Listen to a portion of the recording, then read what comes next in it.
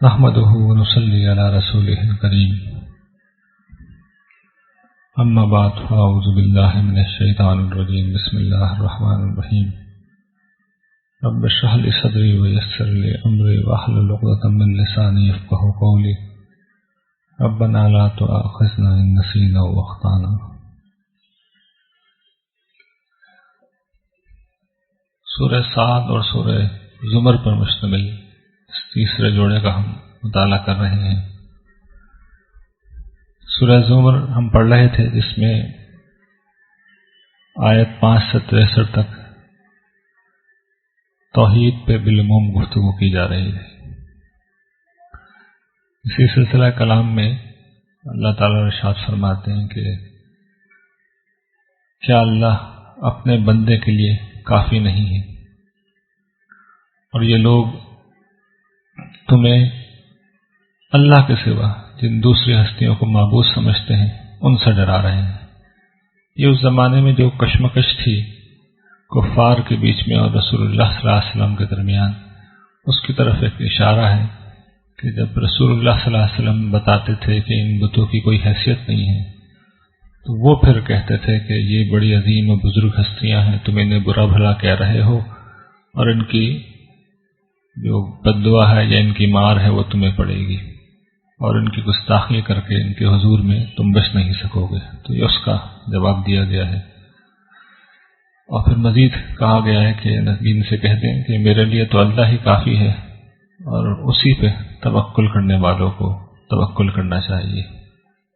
اللہ کے لیے رسول اللہ صلی اللہ علیہ وسلم کر رہے تھے اور اس میں کوئی شک ہی نہیں ہے کہ اللہ آپ کی محافظت کرنے والا تھا. اس کے بعد ان لوگوں کے ایک جو بنیادی مسئلہ تھا اس پہ اللہ تعالیٰ گفتگو کر رہے ہیں. یہ جن بتوں کی پرستش کرتے تھے ہم دیکھ چکے ہیں کہ فرشتے ان کے خیال میں تھے، جو ان کا گمان یہ تھا کہ اللہ کی بیٹیاں ہیں، لیکن پرستش کرنے اور عبادت کرنے کا جو اصل فائدہ ان کی نظر میں تھا وہ یہ تھا کہ اللہ کا تقرب حاصل ہوگا اس دنیا میں اور قیامت کے دن یہ اللہ کے حضور ہمیں اس کی ہر پکڑ سے بچا لیں گے. تو اب یہ اللہ تعالیٰ اس کا جواب دے رہے ہیں کہ انہوں نے اللہ کے سوا جو اپنے سفارشی گھڑ رکھے ہیں تو ان کا کیا خیال ہے ان کے متعلق. اور یہ جو 2-3 باتیں اب اللہ تعالیٰ یہاں پہ کہہ رہے ہیں یہ بنیادی سوالات ہیں جو اللہ تعالیٰ نے اس زمن میں اٹھائے ہیں. یہاں بھی قرآن کریم میں دیگر مقامات پر سفارش دیکھیے کب کی جاتی ہے اور کب مؤثر ہو جاتی ہے، یہ اصل بات ہے. سب سے پہلی چیز جو یہاں بیان کی گئی ہے کہ اس کو ایک مثال سے سمجھیے کہ ایک قضیہ آپ کے پاس آیا ہے، آپ کو کسی معاملے میں فیصلہ کرنا ہے اور سفارش آپ کے پاس آئی ہے کسی سپیریئر اتھارٹی سے، آپ افسر ہیں، آپ سے بڑے افسر نے کوئی بات کہہ دی ہے، آپ مجبور ہو جائیں گے، کوئی چوائس ہی نہیں ہے آپ کے پاس.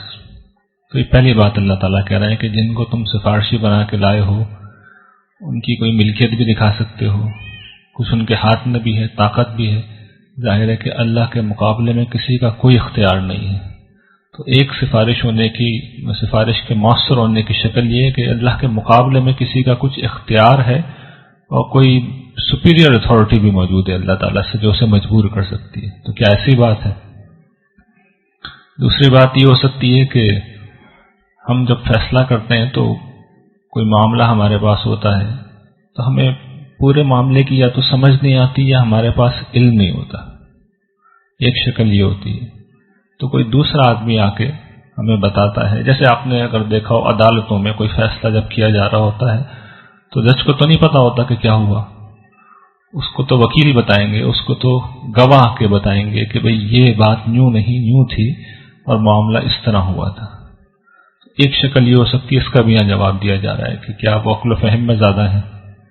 دوسری جگہ پہ اس کو واضح کر دیا گیا، آیت الکرسی تو سب کو یاد ہوگی، اس میں تو اللہ تعالیٰ نے بتا بھی دیا کہ اللہ ہی ہے جو جانتا ہے لوگوں کے آگے ہے جو پیچھے، یعلم ما بین ایدیہم وما خلفہم. تو کیا کوئی قیامت کے دن اللہ تعالیٰ کو یہ بتائے گا کہ آپ کو نہیں معلوم، میں آپ کو بتاتا ہوں صحیح بات کیا تھی، یا آپ معاملے کو نہیں سمجھ سکے؟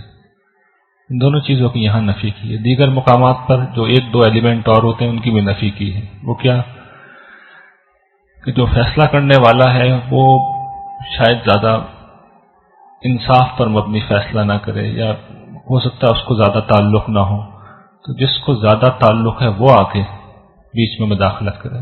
گھروں میں باپ ناراض ہو رہے ہوتے ہیں تو اکثر مائیں آ کے مداخلت کرتی ہیں، بچوں کو بچاتی ہیں، تو اس پہ اللہ تعالیٰ نے واضح کر دیا ہے کہ وہ الرحمن، سب سے بڑھ کر محبت کرنے والا ودود وہی ہے۔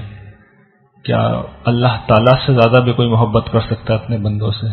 یا اللہ تعالیٰ معاذ اللہ کوئی عدل کے خلاف فیصلہ کریں گے جو اسے کوئی آ کے بتائے گا کہ عدل یہ ہوتا ہے؟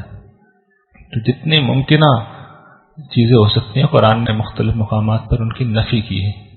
یہاں پہ بھی ان میں سے شروع کی دو چیزوں کی نفی کی گئی ہے، اور پھر یہ بتا دیا گیا ہے کہ سفارش کا سارا اختیار اللہ کے ہاتھ میں ہے، ہر چیز اسی کے پاس ہے، اسی کے اختیار میں ہے۔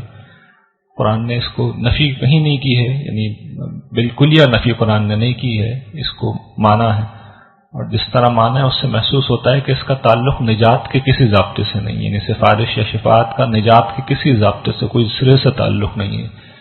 یہ اللہ تعالیٰ کا ایک خصوصی کرم ہے، اور اس کا مجرم سے بھی کوئی تعلق نہیں ہے۔ اللہ تعالیٰ اپنے علم، حکمت، قدرت، رحمت کی بنیاد پر اگر کسی شخص کی معافی کا کسی مرحلے پہ بھی فیصلہ کریں گے تو اس میں ایک چیز وہ یہ کر لیں گے کہ کسی صالح آدمی کو اس وقت بلا کے اس سے پوچھ لیں گے کہ اس کے بارے میں کوئی کلمہ خیر کہہ سکتے ہو، کوئی چیز تم جانتے ہو اچھی بات اس کے بارے میں، اگر اس نے بتا دی تو اللہ تعالیٰ ایک گویا کہ اس کی عزت افزائی کر رہے ہوں گے۔ جن لوگوں سے پہلے ہی وہ بہت محبت کرتے ہیں صالح بندے، ان کے لیے عزت افزائی کا سامان ہے۔ اس میں مجرم کے لیے کوئی خوف نہیں ہے۔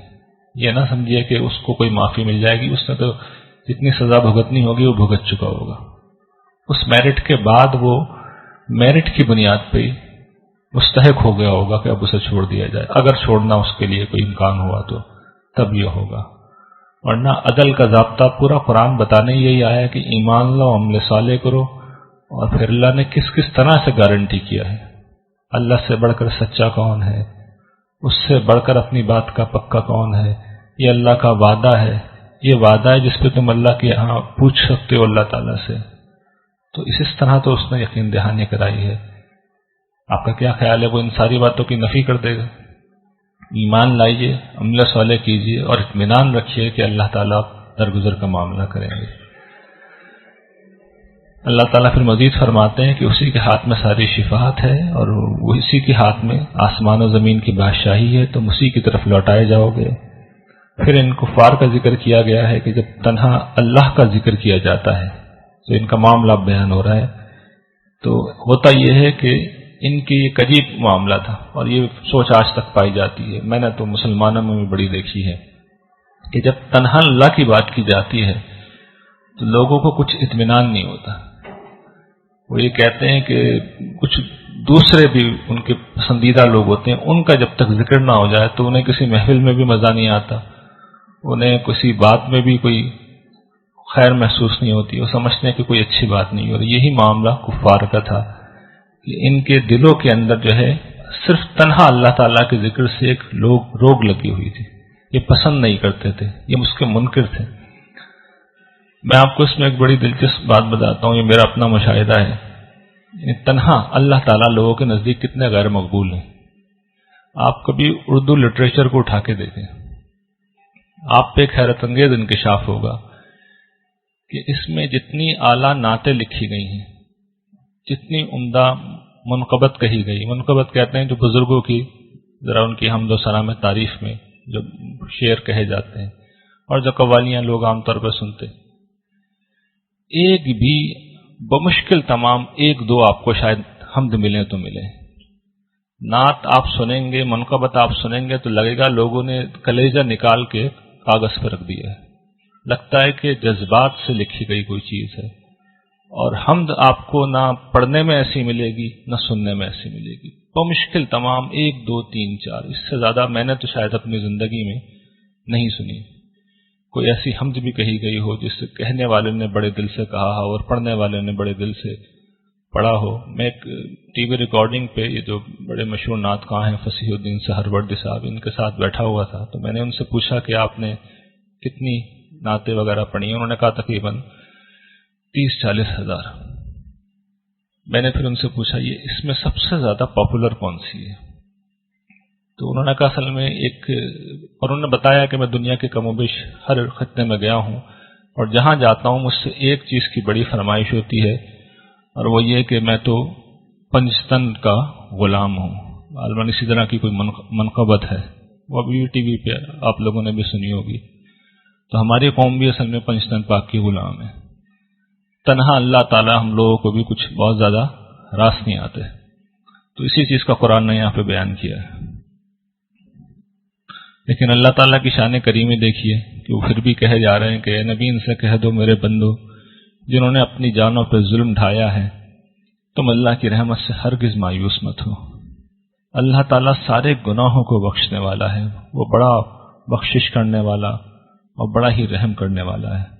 اور دیکھو لوٹ آؤ اس کی طرف، لوٹ آؤ اپنے پروردگار کی طرف اور اس کے اطاعت گزار بن جاؤ اس سے پہلے کہ تم پہ عذاب آ جائے اور تمہاری مدد نہ کی جائے. اور دیکھو جو تم پہ بہترین کلام نازل ہو رہا ہے اس کی پیروی کر لو، تمہارے رب کی طرف سے جو نازل ہو رہا ہے، اس سے پہلے کہ تم پر اچانک عذاب آ جائے اور تم اس کا کوئی اندازہ بھی نہ ہو. کہیں ایسا نہ ہو کہ تم میں سے کوئی شخص یہ کہے کہ ہائے میری بدبختی، میں اللہ تعالیٰ کی بارگاہ میں کیا کوتاہی کرتا رہا اور میں مذاق اڑانے والوں میں سے رہا. اور کوئی شخص یہ کہے کہ کاش پروردگار مجھے ہدایت دیتا تو میں بھی متقیوں میں شامل ہو جاتا. اور کوئی شخص اس وقت عذاب کو دیکھ کے یہ کہے کہ کاش مجھے ایک دفعہ دوبارہ دنیا میں بھیج دیا جائے تو اب میں بھی نیکوکار بن جاؤں. تو دیکھو تمہارے پاس میری آیات آ گئی ہیں لیکن تم نے اسے جھٹلا دیا اور تکبر کیا اور تم انکار کرنے والوں میں سے رہے. کتنی دل سوزی سے اللہ تعالیٰ اپنے بندوں کو پکار رہے ہیں کہ میرے بندوں لوٹ آؤ لوٹ آؤ، میں سب سے زیادہ معاف کرنے والا ہوں. اس چیز کو رسول اللہ صلی اللہ علیہ وسلم نے بھی بڑا کھول کے اپنی احادیث سے بیان کیا ہے.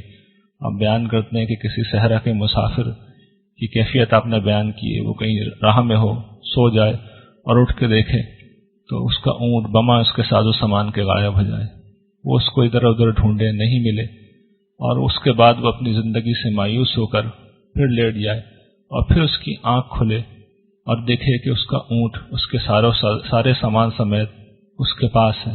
تو وہ جتنا خوش ہوگا پروردگار عالم کو اس سے کہیں زیادہ خوشی ہوتی ہے جب اس کا کوئی بندہ یا بندی اس کے حضور توبہ کرتا ہے. تو یہ ہمارے رب کریم ہے جو ہمیں مسلسل پکار رہے ہیں اور ہم پڑھ چکے ہیں انہی آیات میں جو بات کہی گئی ہے اور پیچھے بھی ہم نے پڑھا ہے کہ اس وقت آدمی سر پیٹے گا کہ مجھے کسی طرح دوسرا موقع مل جائے، لیکن موقع نہیں ملے گا. یہ اب اس کی آخری فصل ہے، خاتمہ صورت ہے. انسانوں کو اب یہ اللہ تعالیٰ بتا رہے ہیں کہ وہ سمجھ لیں کہ ان کا واسطہ کس سے پڑا ہے. بات وہی شرک سے شروع ہوتی ہے کہ ہم نے تمہاری طرف یہ وحی کی ہے اور تم سے پچھلوں کی طرف بھی کہ اگر تم نے شرک کیا تب تمہارے دیگر نیک عمل بھی غارت ہو جائیں گے. یہ اصول ہے اور تم پھر نقصان میں خسارہ پانے والوں میں سے ہو جاؤ گے. بلکہ اللہ ہی کی عبادت کرو، یہی حکم رہا ہے اور اسی کے شکر گزار رہو. جو دیتا ہے وہی دیتا ہے، جو تم پاتے ہو اسی سے پاتے ہو. اور لوگوں نے اللہ کی قدر نہیں کی، اس کا اندازہ نہیں کیا جیسی اس کی قدر کرنے کا حق تھا. اور اس کی ہستی اتنی طاقتور ہے کہ جب کل قیامت ہوگی تو لوگ دیکھیں گے کہ زمین اس کی مٹھی میں ہے اور سارے آسمان اس کے دائیں بازو میں لپٹے ہوئے ہیں. یہ امور متشابہات میں سے ہیں، ہم نہیں جانتے کہ کیا کیفیت ہے، لیکن بظاہر یہ لگ رہا ہے کہ یہ ایک استعارہ ہے اس بات کا کہ زمین پہ جو اقتدار ہے وہ سر دست اللہ تعالیٰ نے انسانوں کو بھی دے رکھا ہے. لوگوں کا بھی کچھ نہ کچھ سے ہوتی ہے کسی معاملے میں، ہم بھی بہت کچھ کر سکتے ہیں. قیامت کے دن جب سارا اقتدار اللہ تعالیٰ خود واپس لے لیں گے اور ایک شخص چوں بھی نہیں کر سکے گا، یہ اس کا بیان ہے. اور یہ بات کہ آسمان اس کے دائیں ہاتھ پہ لپٹے ہوئے ہوں گے، ظاہر ہے کہ اللہ تعالیٰ کا ہمارا آپ کی طرح دائیں ہاتھ یا دائیں ہاتھ ہوتا ہی نہیں ہے. یہ بھی محسوس ہوتا ہے اس بات کی یہ تعبیر ہے کہ یہ جو عظیم و شان کائنات ہے، یہ جو دور دور تک پھیلی ہوئی ہے، یہ واپس سمیٹ لی جائے گی. آپ کو یہ بات شاید معلوم ہو کہ یہ کائنات مسلسل پھیل رہی ہے. اس وقت بھی اس کی جو وسعت ہے وہ اتنی ہے کہ اگر آپ روشنی کی رفتار سے چلیں تو 13.7 بلین ارب سال تک چلنے کے بعد بھی یہ ختم نہیں ہوگی، اور یہ مسلسل پھیل رہی ہے۔ نئے نئے ستارے، نئی نئی کہکشائیں روزانہ ہر لمحے پیدا ہو رہی ہیں۔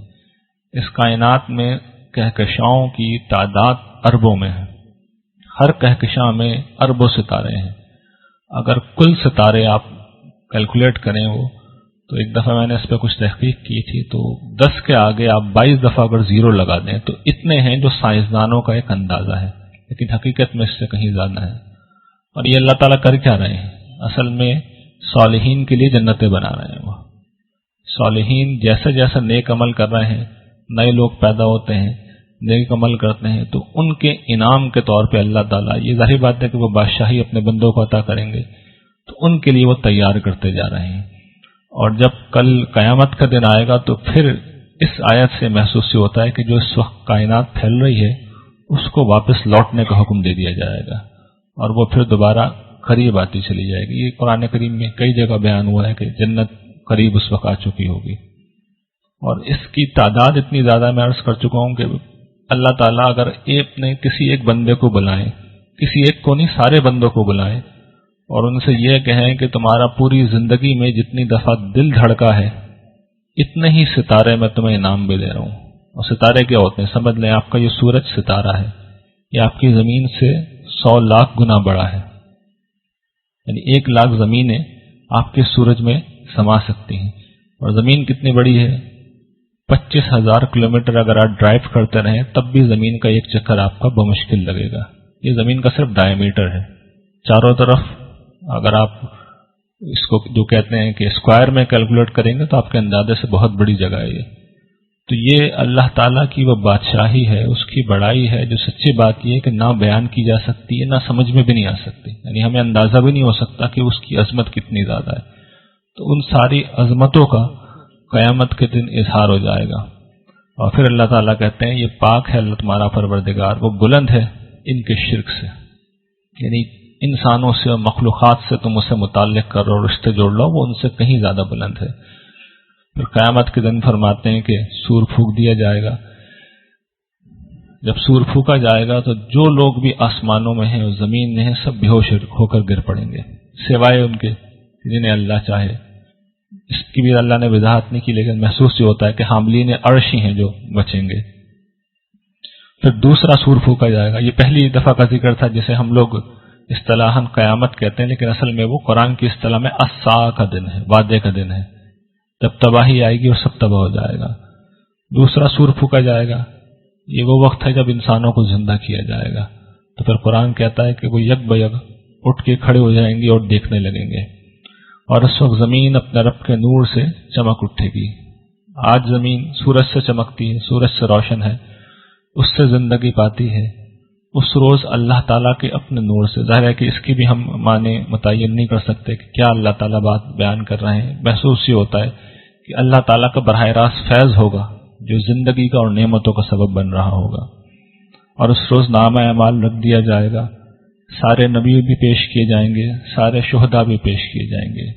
نبیوں کے قائم مقام جو دعوت کا کام کرتے ہیں وہ شہداء ہوتے ہیں، اور پھر لوگوں کے درمیان عدل کے ساتھ فیصلہ کر دیا جائے گا، اور کسی پہ کوئی ظلم نہیں ہوگا، اور ہر جان کو اس کے اعمال کے برابر جو کچھ بھی اس نے عمل کیا ہوگا اس کے مطابق اسے بدلہ دیا جائے گا، اس لیے کہ اللہ تعالیٰ جانتا ہے جو لوگ کرتے رہے ہیں۔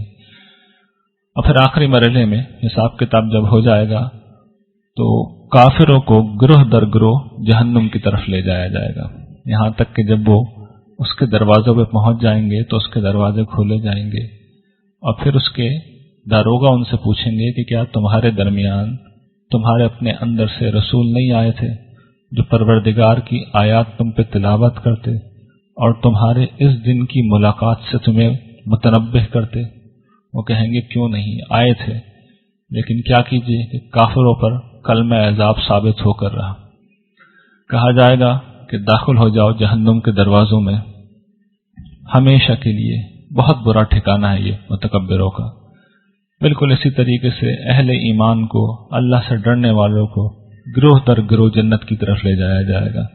یہاں تک کہ جب وہ اس کے دروازے پہ پہنچیں گے تو ان کے دروازے اہتمام سے کھولے جائیں گے، اور اس کے جو پاسبان ہوں گے، جو پہرے دار ہوں گے، وہ ان کو خوش آمدید کہیں گے، ان پہ سلام بھیجیں گے، کہیں گے کہ تم شاد و آباد رہو، داخل ہو جاؤ اس جنت میں تم ہمیشہ ہمیشہ کے لیے۔ اور اندر داخل ہونے کے بعد یہ لوگ کہیں گے کہ یا اللہ تیرا شکر ہے، اللہ کا شکر ہے جس نے اپنے وعدے کو ہم سے سچا کر دکھایا۔ یعنی قیامت کے دن مومن اللہ کے وعدے کو، ان سارے وعدوں کو جو یہاں بار بار ہم قرآن میں پڑھ رہے ہیں، وہ کہیں گے کہ پروردگار تو نے اپنی کتاب میں وعدہ کیا تھا، اور آج ہم گواہی دیتے ہیں کہ وہ وعدے سچے ہو گئے، اور تو نے ہمیں زمین کا وارث بنا دیا۔ اس آیت سے ہمیں معلوم ہوتا ہے کہ اسی زمین پہ جنت بنے گی۔ بیسیکلی زمین ان کا ہیڈ کوارٹر ہوگا، اور آسمانوں میں پھر ان کی بادشاہی ہوگی۔ اس زمین کا ہمیں وارث بنا دیا، جہاں چاہیں اس میں ہم بے روک و ٹوک اپنا گھر بنا سکتے ہیں۔ پھر اللہ تعالیٰ کہتے ہیں کہ کیا ہی اچھا بدلہ ہے ان کام کرنے والوں کا۔ اور اس روز تم دیکھو گے کہ فرشتے اللہ تعالیٰ کے عرش کے ارد گرد گھیرا ڈال کے کھڑے ہوں گے، اس کی تسبیح کر رہے ہوں گے اس کی حمد کے ساتھ، اور سب لوگوں میں فیصلہ ہو جائے گا عدل و انصاف کے مطابق، اور یہ کہہ دیا جائے گا کہ تمام تعریف، تمام شکر، تمام حمد اس اللہ کا ہے جو سارے جہانوں کا مالک ہے۔ جب چوتھا جوڑا شروع ہو رہا ہے، سورہ مومن اور سورہ فصلت، اس کا بنیادی موضوع ان دونوں صورتوں کا یہ ہے کہ خدا کی صفات عالیہ کا تقاضا ہے کہ وہ کفار کو سخت سزا دے اور اہل ایمان کی مدد کرے۔ پہلا سورہ مومن ہے، جس کی تمہید میں بتایا گیا ہے کہ یہ ہمارے رسول ہیں، اور رسول جب آ جاتے ہیں وہ دعوت دیتے ہیں تو ان کی قوم جس وقت ان پہ ہاتھ ڈالنے کا ارادہ کرتی ہے تو پھر وہ بچتی نہیں۔ اس کتاب کا نزول اللہ کی طرف سے، جو العزیز ہے، العلیم ہے، زبردست ہے، علم رکھنے والا ہے، گناہوں کو معاف کرنے والا، توبہ کو قبول کرنے والا، اور سزا دینے میں بہت سخت اور بڑی ہی قدرت والا ہے۔ اس کے سوا کوئی معبود نہیں، اور اسی کی طرف پلٹنا ہے۔ یہ توحید کا پیغام ہے جو رسول اللہ صلی اللہ علیہ وسلم پہنچا رہے تھے۔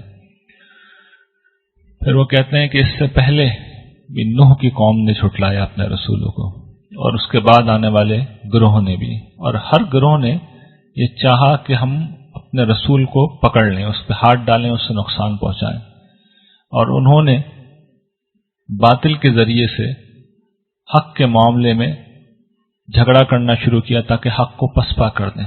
جب انہوں نے یہ کچھ کیا تو اللہ تعالیٰ نے انہیں پکڑ لیا، اور پھر دیکھا میری پکڑ کیسی سخت تھی۔ یہ کفار کو وارن کیا جا رہا ہے کہ اب تم اس مرحلے میں آ گئے ہو۔ پچھلی صورت میں ہم نے دیکھا تھا کہ لوگوں کو ہجرت میں مجبور ہونا پڑا ہے، اور اس کے بعد رسول اللہ صلی اللہ علیہ وسلم کے ساتھ بھی ان کا رویہ سخت ہو رہا تھا، تو اس پہ انہیں تنبیہ کی گئی کہ جس روز تم نے یہ کیا اس روز تمہاری شامت آ جائے گی، اور یہ پھر ہوا۔ ہجرت کے وقت انہوں نے یہ کیا، اور پھر 1 سال کے اندر اندر جنگ بدر ہوئی اور سب ختم۔ یہ فرشتوں کو معبود سمجھتے تھے، تو اب یہ بتایا جا رہا ہے کہ فرشتے معبود نہیں ہیں، وہ اللہ کے غلام ہیں، اور ان مشرکین سے انہیں کوئی تعلق نہیں ہے۔ ان کی دعائے خیر اگر کچھ ہے تو وہ اہل ایمان کے لیے ہے۔ مشرک تو دنیا اور آخرت دونوں میں عذاب کے مستحق ہیں۔ وہ لوگ وہ فرشتے جو عرش کو اٹھائے ہوئے ہیں اور جو اس کے ارد گرد ہیں، اللہ کی حمد اس کی تسبیح کے ساتھ کرتے ہیں، وہ اسی کو ایک خدا مانتے ہیں، اس سے اپنے گناہوں کی معافی مانگتے ہیں، اس سے اہل ایمان کے لیے گناہوں کی بخشش کی درخواست کرتے ہیں، اور اس سے کہتے ہیں کہ ہے ہمارے پروردگار تو اپنی رحمت اور علم کے ساتھ ہر چیز پہ چھایا ہوا ہے۔ تو بس جو لوگ توبہ کرنے والے ہیں اور تیرے راستے کی پیروی کر رہے ہیں، ان کو تو بخش دے، انہیں جہنم کے عذاب سے بچا۔ اور پروردگار ابھی دیکھیے بڑی پیاری دعا ہے جو وہ ان کے لیے بھی کر رہے ہیں اور ان کے بیوی بچوں کے لیے بھی، کہ پروردگار تو انہیں جنت میں داخل فرما جو ہمیشگی کے باغ ہیں جس کا تو نے ان سے وعدہ کیا ہے، اور ان کے آباء و اجداد میں سے، ان کی بیویوں میں سے اور ان کی اولادوں میں سے بھی جو نیک ہوں ان کو بھی تو جنت میں داخل کر۔ یہ جنت کی ایک خصوصیت ہے کہ اگر باپ، ماں، بیوی، بچے، شوہر کوئی ایک پہنچ گیا اور باقی لوگ بھی تھے نیک، میرٹ پہ جنت میں آ گئے، تو اگر کم درجے کے بھی ہیں تو اللہ تعالیٰ انہیں اوپر پہنچا دیں گے۔ بے شک تو بہت قدرت والا ہے اور حکیم ہے، اور انہیں برائیوں سے بچا لے۔ اور اصل برائی چونکہ قیامت کی برائی ہے تو وہ کہتے ہیں دنیا کی برائیوں سے بھی بچا، اور جس کو تو نے اس روز قیامت کی برائی سے بچایا، اصل رحم تو اسی کے اوپر کیا، اور وہی بڑی کامیابی ہے۔ یہ واضح کیا گیا ہے کہ مشرکین سے ان فرشتوں کا کوئی تعلق نہیں ہے، ان کا تعلق تو اہل ایمان سے ہے۔ پھر یہ مشرکین کو انذار کیا جا رہا ہے، تنبیہ کی جا رہی ہے کہ دنیا میں بھی تم گرفت میں آؤ گے اور آخرت میں بھی۔ اس کے بعد یہ بڑا دل نواز ایک قصہ ہے، حضرت موسیٰ اور فرعون کی قوم کا ایک بڑا اہم باب یہ ہے۔ فرعون کے دربار میں ایک مرد مومن تھے جو حضرت موسیٰ پہ ایمان لے آئے تھے، ان کا یہ واقعہ اب تفصیل سے یہاں پہ بیان ہو رہا ہے۔ ان کی ایک اصل میں تو گفتگو ہے، تقریر ہے جو انہوں نے فرعون کے دربار میں کی تھی، اور توحید کے اوپر اور دین کے اوپر یہ جو چند تقریریں بڑی خوبصورت ہیں، ایک حضرت یوسف علیہ السلام کی، ایک یہ، اور دو چار اور ہیں، وہ بہت خوبصورت تقریریں ہیں۔ طویل ہے، میں پوری اسے یہاں نہیں پڑھ سکوں گا، صرف اس کو اختصار سے بیان کر دیتا ہوں۔ اللہ تعالیٰ کہتے ہیں ہم نے موسیٰ کو بھیجا حامان کے پاس، فرعون کے پاس، قارون کے پاس، ان سب کو ہم پڑھ چکے ہیں اپنی آیتوں کے ساتھ اور صریح سند کے ساتھ۔ ان کا جواب وہی تھا کہ یہ ساحر ہے، کذاب ہے، نشانیاں دکھائیں نہیں مانے، حضرت موسیٰ کے قتل کی پلاننگ کرنے لگے۔ اب وقت ہو گیا ہے، اس کو انشاءاللہ باقی جو حصہ ہے اس کو انشاءاللہ ہم اگلے سیشن میں پورا کر لیں گے۔ وآخر دعوانا الحمدللہ رب العالمین۔